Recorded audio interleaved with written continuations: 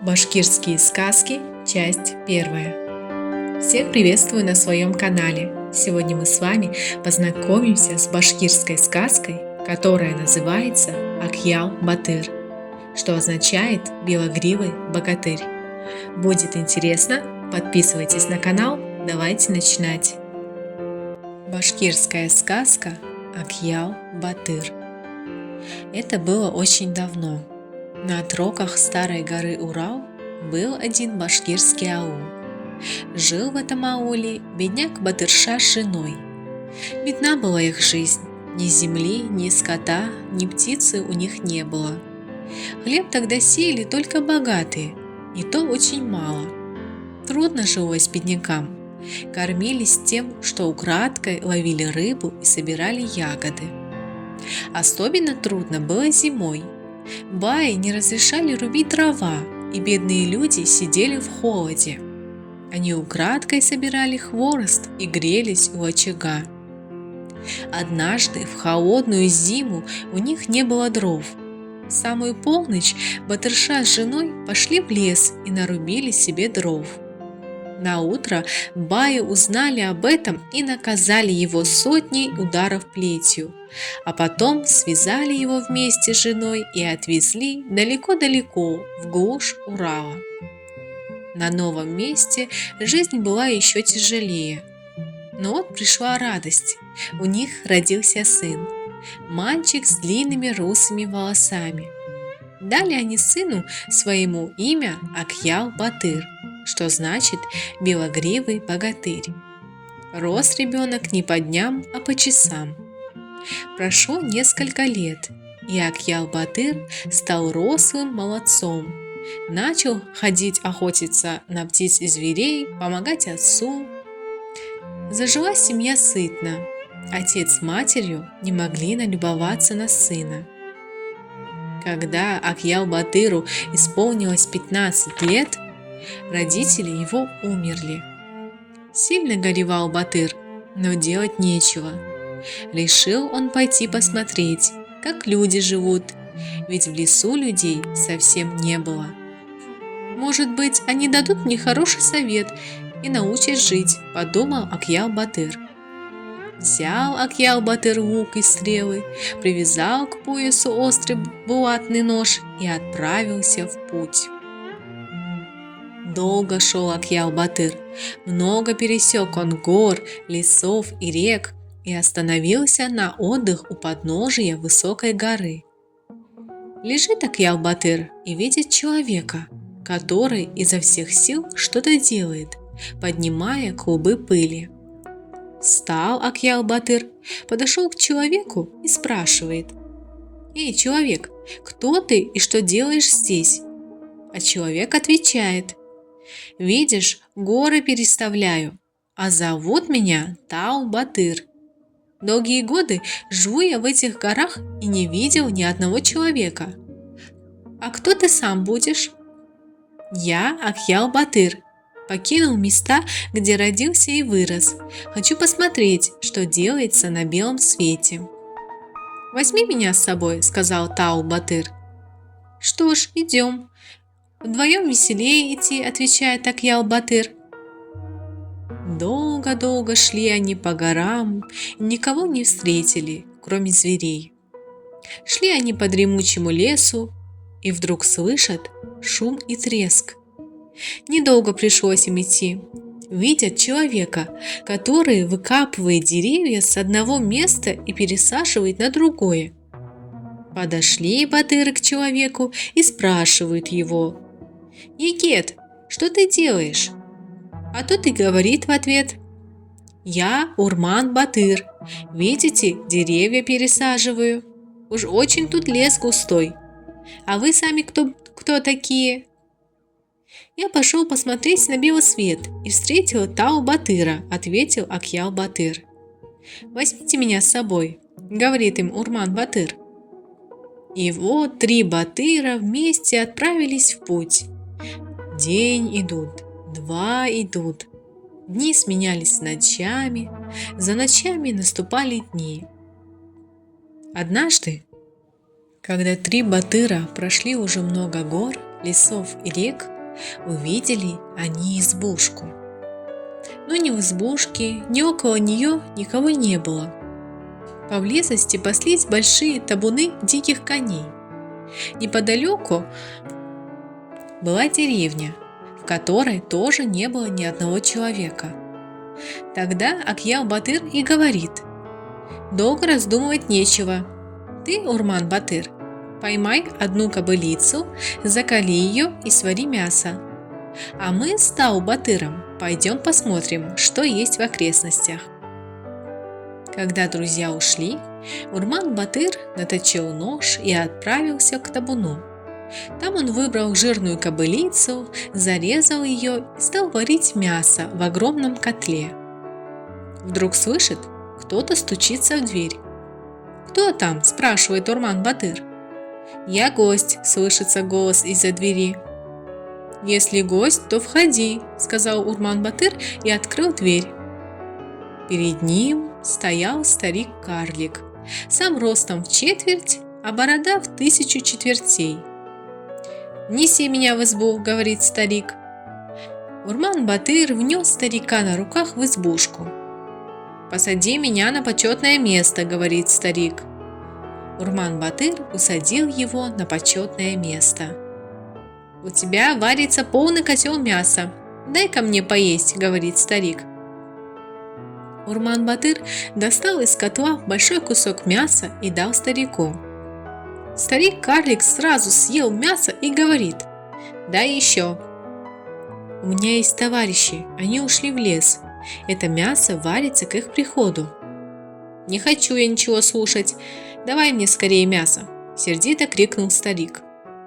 Видит старик, что Урман-Батыр не слушает его, соскочил с места, вцепился Батыру в палец, защемил его меж бревен избы, а сам поскорее съел все мясо и скрылся.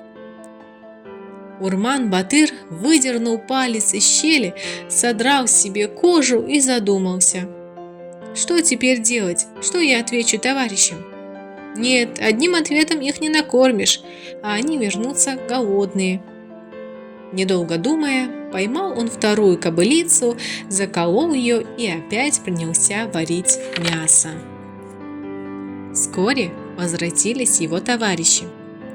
«Мясо сварилось?» – спросил Акьял-Батыр. «Сварилось», – ответил Урман-Батыр. Уселись батыры и стали есть. Тут увидел Акьял-Батыр перевязанный палец Урман-Батыра и спрашивает: «Что это с твоим пальцем?» Досадно было Урман-Батыру сознаться. Подумал он и говорит: «Задел ножом, когда резал мясо».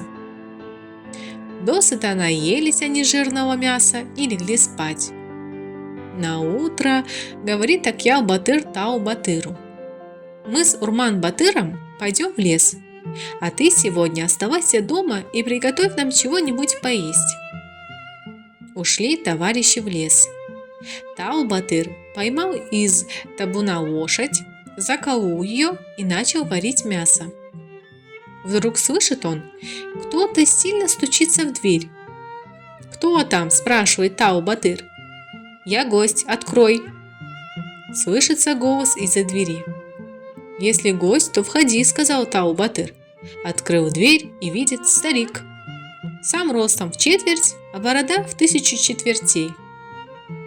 «Заходи, бабай, будешь гостем», – говорит Тау-Батыр. «Сам не могу войти, неси меня на руках», – ответил старик. Тау-Батыр внес старика на руках и усадил на почетное место. «Дай мне есть», – говорит старик. Тау-Батыр дал старику большой кусок мяса. Старик тут же съел мясо и требует еще. «Не могу я дать тебе еще, у меня есть товарищи, скоро они голодные вернутся домой», – ответил Тау-Батыр. Соскочил старик с места, бросился на Тау-Батыра, приподнял его и повесил за ухо на крючок, а сам с жадностью съел все мясо и скрылся.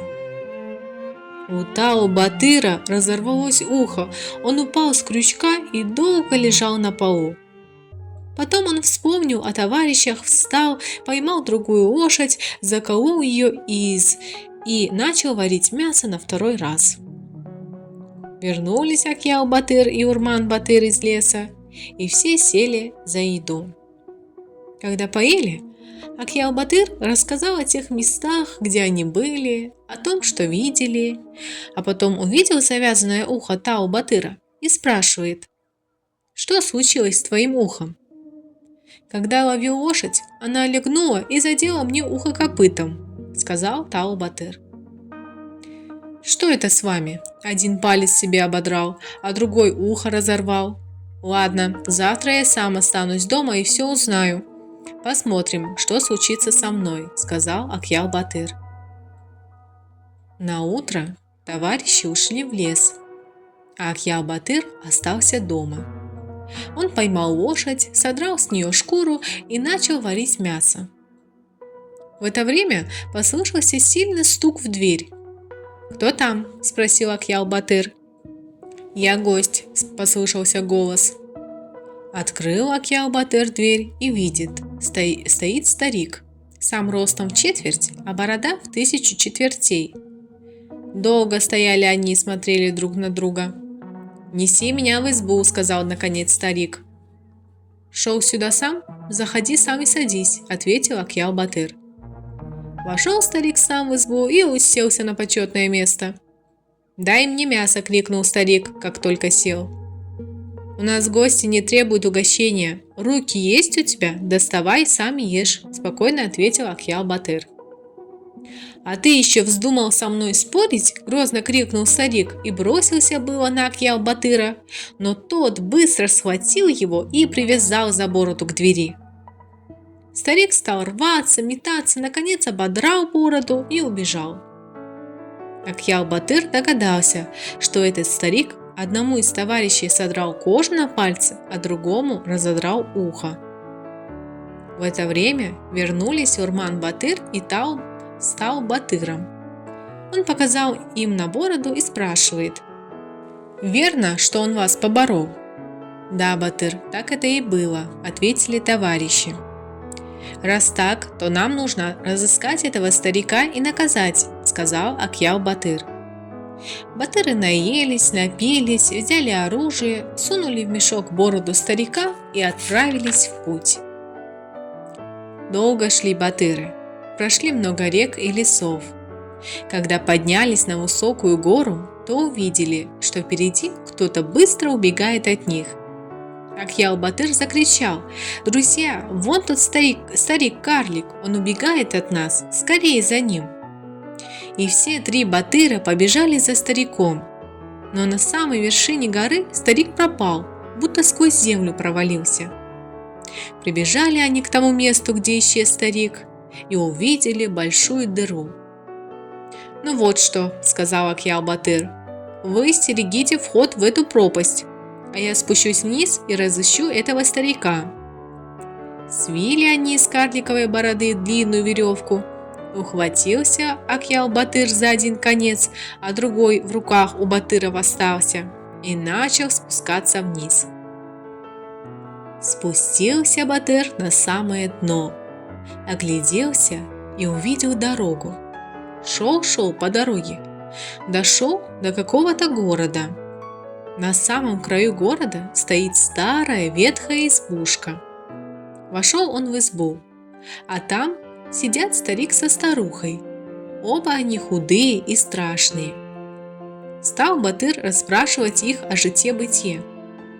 Старик вздохнул глубоко и говорит: «Сынок, сходи за водой. Не дают нам здесь ее. У нас даже нет воды, чтобы приготовить тебе пищу. Ты гость, поэтому тебе разрешат взять ведро воды». Акьял-Батыр взял ведро и пошел за водой на другой конец города, где холодный ручей впадал в большой пруд. Только собрался Батыр зачерпнуть воды, как услышал громкий голос: «Ты зачем пришел сюда? Кто ты?» «Я гость», — ответил Акьял-Батыр. «А раз гость, можешь взять ведро воды». Зачерпнул Акьял-Батыр полное ведро и пошел домой. А прохожие удивляются, завидуют ему, как это он ухитрился в такую пору воды достать. Принес Батыр воды. Не успел поставить ведро, как старик со старухой кинулись к воде, да так и выпили всю без остатка. И тут понял Акьял-Батыр, что народ в этих местах день и ночь томится без воды. Взял он свой острый меч, взял ведро и вышел из избы. «Куда ты, сынок? Он тебе не даст больше ни капли!» – закричали старики. Но Акьял-Батыр сказал: «Я достану воды, я прогоню этого хозяина воды». Пришел он к реке, опустил ведро в воду, а сам держит меч наготове. Только хотел было вытащить ведро, как на него набросился старик-карлик. «Вот ты где!» – сказал Акьял-Батыр. «Тебя-то мне и нужно!» И он сам своим острым мечом отсек карлику голову по самые плечи. Идет Акьял-Батыр по дороге, несет воду и всем встречным говорит: «Идите за водой без страха, я одолел карлика, жадного хозяина воды». Народ обрадовался, побежал за водой. Все натаскали воды, напились, наварили еды, затопили бани, и слава о храбром Акьял-Батыре пошла по всему подземному царству. А храбрый Акьял-Батыр распрощался со стариками и отправился дальше. Идет он по городу и видит, собралось много народу на городской площади. Ходят по улице глашатые и кричат: «Кто выстрелит из лука и попадет в царский перстень, тому царь обещает все свое богатство, а кто промахнется, того накажут ударами плети». «Дай попытаюсь счастья», — сказал Акьял-Батыр и пошел на площадь. Увидели его визири и другие знатные люди, стали смеяться и показывать на его старую одежду. Но он не слушал, что говорят о нем. Взял свой лук, натянул тетиву и выстрелил. Стрела со свистом поддела перстень и вонзилась в стену царского дворца. Все зашумели, закричали, затопали ногами, а царь сказал: «Не шумите, я сдержу свое слово». И он привел Акьял-Батыра в свой дворец. Много ли, мало ли времени прошло, а услышал Акьял-Батыр, что в соседнем царстве тоже готовится состязание, и пошел туда. Пришел Акьял-Батыр в самый главный город и слышит, как глашатые объявляют: «Кто сумеет выстрелить из лука так, что попадет в ушко иголки, тому царь отдаст все свои владения, а кто не попадет, тому отсекут руки по самые плечи». «Дай попытаюсь счастья», — сказал Акьял-Батыр и пошел на царский двор. Пришел он на царский двор, а визири и другие знатные люди смеются над ним. Акьял-Батыр сам в своем старом платье был. Богатство свое-то он раздал беднякам. Но Батыр не стал даже слушать, что говорят о нем баи. Натянул тетиву, выстрелил и попал в игольное ушко. Весь народ закричал, зашумел, затопал ногами, а царь сказал: «Не шумите, я сдержу свое слово». И он отдал Батыру свои владения. Прошло сколько-то времени, и Акьял-Батыр прослышал о новом состязании в соседнем царстве. Собрался он и пошел туда. Пришел в город, а там глашатые ходят по улицам и кричат: «Наш царь вызывает Батыров на борьбу. Кто его одолеет, тому царство. Кого он одолеет, тому голову с плеч». Пошел Акьял-Батыр в третий раз попытать счастья и попал на городскую площадь. Там опять визири и знатные люди стали над ним смеяться. Но он их не слушает, идет к царю и говорит: «Вызываешь ли ты Батыров на борьбу? Хочу и я побороться с тобой». «Смотри, Егет», — говорит царь, — «плохо тебе будет. У многих людей уже голова с плеч вылетела». «Я не страшусь», — ответил Акьял-Батыр. Вот они вышли в круг, сошлись и стали бороться. Обхватил царь молодого Батыра обеими руками и хотел ударить его озимь.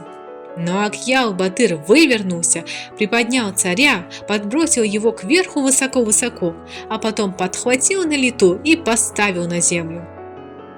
Нечего делать царю, признал он себя побежденным.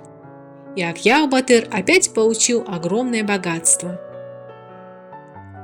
Вспомнил Акьял-Батыр о своих товарищах, которые остались ждать его у входа в пропасть. Недолго думая, взял он сколько мог золота и всякого добра и отправился в путь-дорогу. Шел и пришел к тому месту, где спускался в пропасть. Глядит, веревка цела. Привязал он к веревке много золота и драгоценных камней и велел батырам тащить все это наверх. Они потащили, а как увидели столько добра, глаза у них разгорелись, сердца почернели от зависти, руки затряслись. «Зачем делить на троих то, что можно разделить на двоих?» – сказал Урман-Батыр. «И то правда», – сказал Тау-Батыр. Они обрезали веревку, на которую Акьял-Батыр поднялся почти до самого верха, и он камнем полетел вниз. Сидит Батыр на дне пропасти и думает, что же теперь я делать буду? Посидел, погоревал и пошел, куда глаза глядят. Шел и пришел в густой темный лес. Идет он этим лесом и вдруг слышит над собой жалобные крики птицы и шум крыльев. Смотрит, вьется над деревом птица Самрук-Кош, громко кричит, будто плачет. «Что тут такое делается?» – сказал Батыр и полез на дерево. Долез до вершины, смотрит, а там аждаха к птенцам Самрук-Кош подобрался и вот-вот их проглотит. Вытащил Акьял-Батыр свой острый меч, размахнулся и разрубил аждаху на мелкие куски. «Храбрый и добрый егет», – сказала птица Самрук-Кош, – «скажи, чем я могу отплатить тебе за то, что ты спас моих детей?» «Вынеси меня на землю», – сказал Батыр. «Это я могу, только мне на дорогу нужно много пищи. Ты налови мешок скворцов и мешок воробьев». Акьял-Батыр наловил мешок скворцов, мешок воробьев, сел на спину Самрук-Кош, и они полетели. Летят они, летят. Самрук-Кош повернет голову направо, Батыр сунет ей в клюв скворца. Налево повернет голову, сунет ей воробья. Чем выше они поднимались, тем труднее было лететь. А вслед за ними рушились скалы, и в подземное царство пробивался свет. Вот, наконец, они вылетели из пропасти, и птица опустилась на вершину горы. Акьял-Батыр поблагодарил Самрук-Кош, и они расстались. Батыр пошел своей дорогой, а птица полетела своей. Идет Батыр по дороге и видит, сидят его товарищи под деревом и делят добычу. «Эй, изменники!» – крикнул Акьял-Батыр. «Много ли добра набрали?» Тау-Батыр и Урман-Батыр вначале испугались, а потом поцеловали конец меча у Акьял-Батыра и сказали так: «Казни нас». Но Акьял-Батыр сказал: «Я вас казнить не собираюсь, вы уже сами себя казнили. Люди узнают теперь, какие вы жадные и завистливые, а богатство, которое вы отняли у меня, я раздам бедным». Отдали они Акьял-Батыру все добро и сказали: «Мы не останемся в долгу перед людьми. Тау-Батыр будет добывать и отдавать людям все богатства гор. Урман-Батыр не пожалеет своих сил и будет растить леса, разводить сады». Тогда Акьял-Батыр отпустил их, а сам отправился в родные края делать добро людям. Подписывайтесь на мой канал. Тут вы можете найти интересные сказки, стихотворения, песенки, рассказы, загадки, потешки для детей и многое-многое другое. До новых встреч!